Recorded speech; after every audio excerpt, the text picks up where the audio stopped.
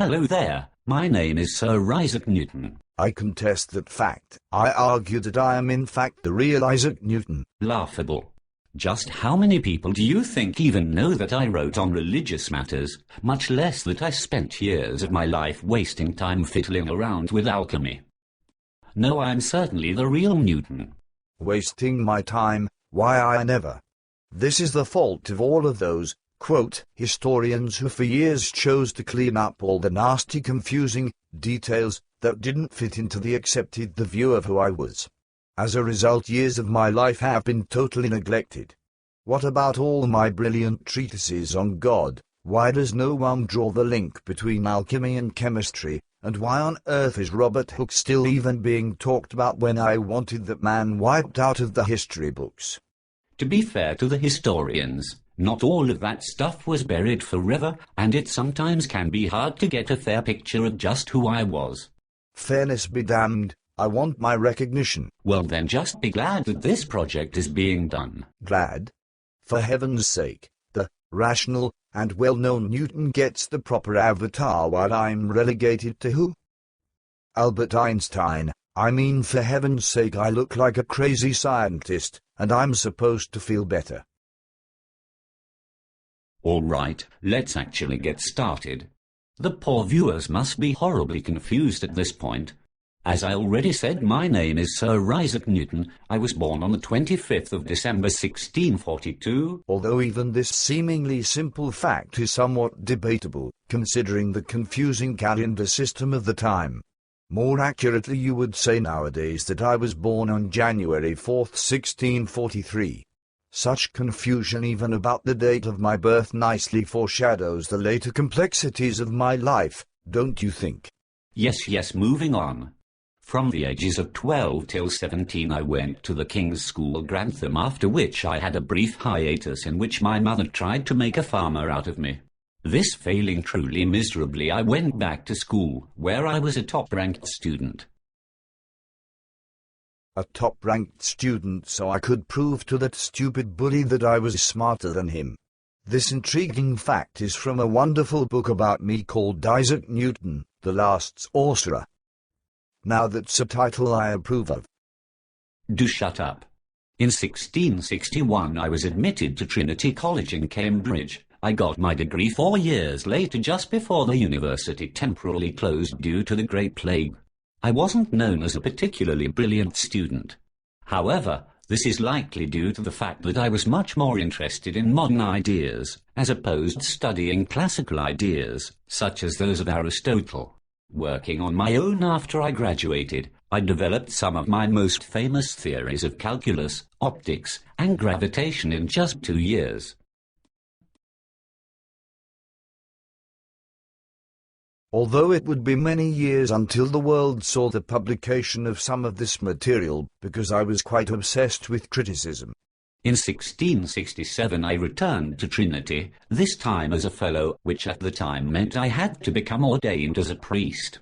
This didn't sit well with some of my unorthodox views on religious matters. Luckily I was able to squeeze through some loopholes and never had to be ordained. Score 1 for Newton 2. Moving on.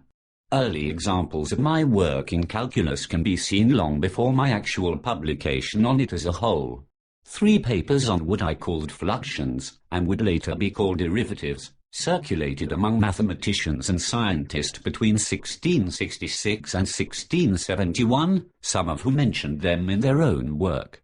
In 1704 I added some of my work on fluxions in my book, Optics, to prove that I had developed a system of calculus all on my own.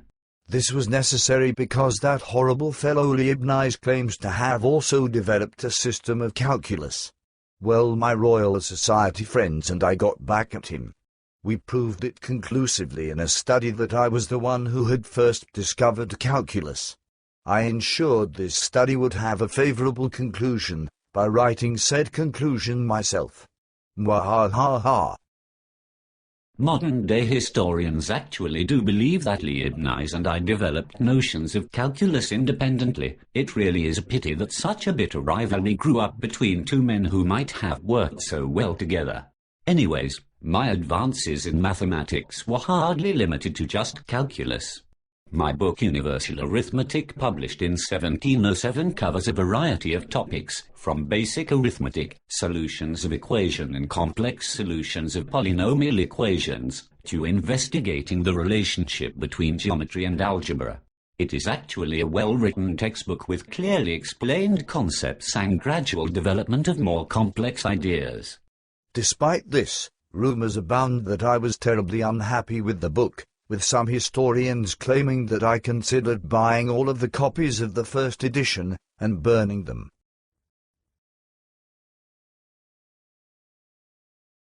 Regardless of how I actually felt about it, Universal Arithmetic was first published in Latin and later translated into English, and remains to this day one of only 3 major works I wrote. In it are some of my particularly noteworthy contributions to the field of mathematics, including my work on developing a generalized binomial theorem, and work on infinite series. At some point I also calculated pi to 15 digits accurately, just because I felt like I had nothing better to do. Moving on, even more notable than my mathematical achievements is my total recreation of the study of physics. Both of the other 2 books I published were focused in the field of physics, although interestingly these 2 books varied greatly in style and approach to the subject. These books are the earlier mentioned Optics, and my tremendously famous Philosophia Naturalis Principia Mathematica, usually shortened to just Principia.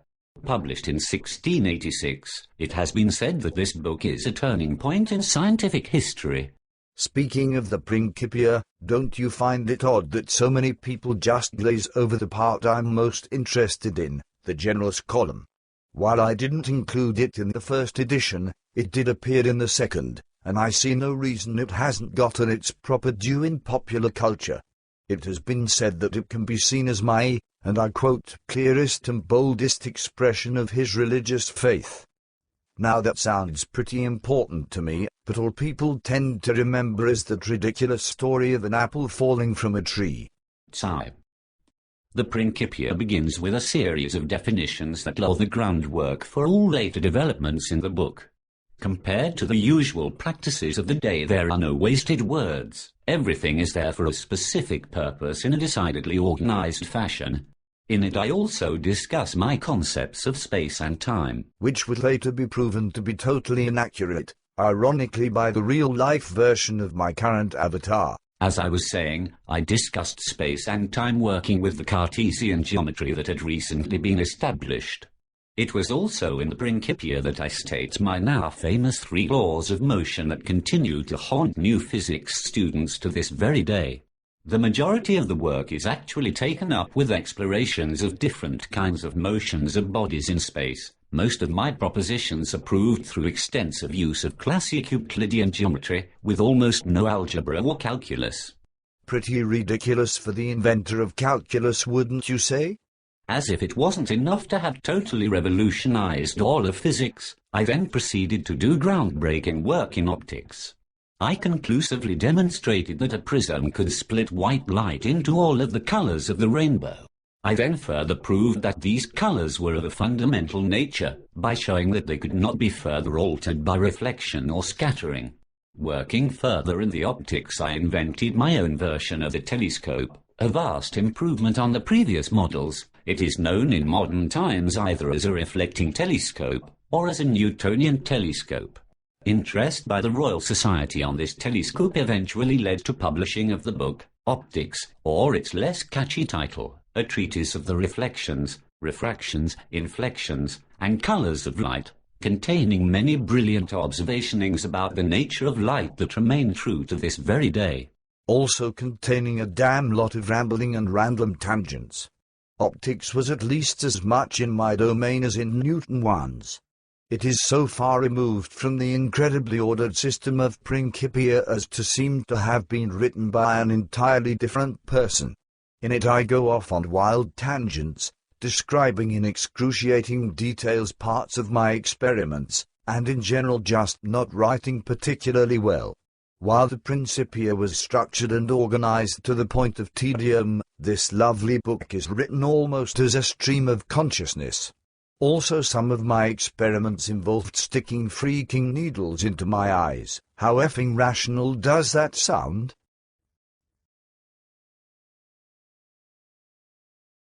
Well, to be fair, it's sticking needles in my eyes allowed you to see more clearly than anyone else had before. Get it? Do you get it? Tell me you get it. Sigh. I'm just going to pretend that terrible pun never happened.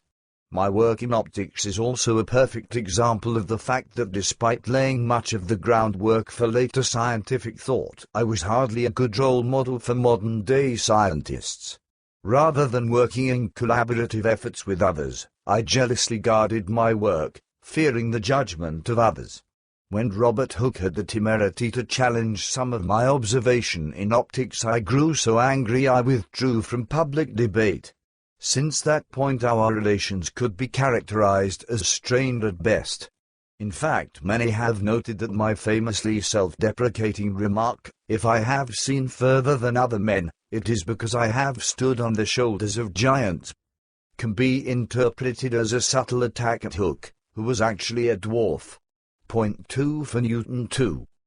Yet despite this, it was Hooke who encouraged my correspondence with the Royal Society, which helped me work out my proof for my now famous law of universal gravitation.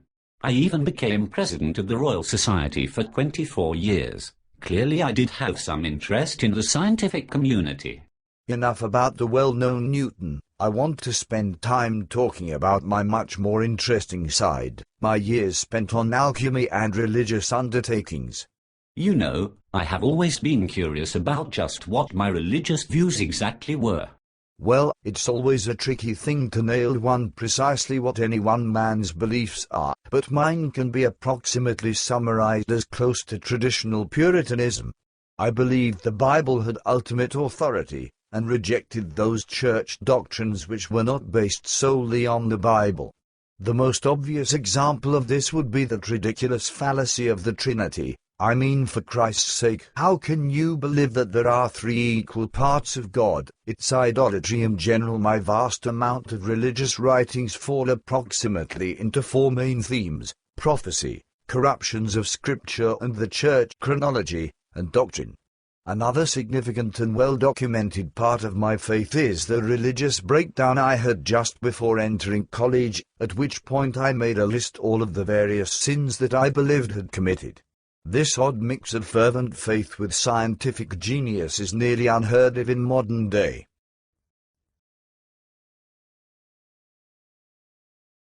To be fair, it was much more common at the time. One need only look at my contemporaries Samuel Clarke and William Whiston to see prime examples of other men of science who also had strong religious beliefs. Be that as it may, we still haven't touched on the juicy subject of all those years I spent working with alchemy. The famous economist John Maynard Keynes suggested that years of my life were devoted to work that was wholly magical and wholly devoid of scientific value. How well does it jive with your traditional view of Mr. Newton, scientist extraordinaire?